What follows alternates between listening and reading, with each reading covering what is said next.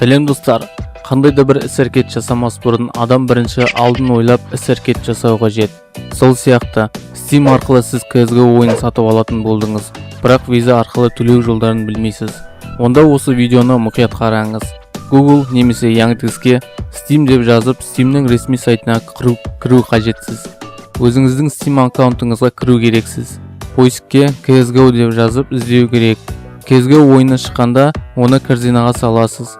Әрі қарай сіз купить для себя батырмасын басасыз. Әрі қарай виза дегенді басасыз. Мен Халықбанк визасын төлеп жатырмын. Яғни сіз өзіңіздің виза карточкаңыз арқылы төлейсіз. Виза нөмірін жазасыз. Мысалы 4402-5735 деген сан сияқты. Сосын жарамдылық уақыты және карточка артындағы 3 саннан тұратын кодты жазасыз. Одан кейін аты жөніңізді жазасыз. Мекен жайыңыз, телефон нөміріңізді жазып, жалғастыру батырмасын басасыз. Я принимаю дегенге белгі қойып, сатып аласыз. Сатып алынған ойын бірден сізге Steam'де тұрады. Ойынды Steam арқылы жазып болғасын өзіңіздің сүйікті ойыныңызды қанша қаласаңыз да ойнайсыз. Осы видеоға лайк басып және Steam арқылы достықтасаңыздар. Профильдің сілтемесі төменде. Сау болыңыздар достар.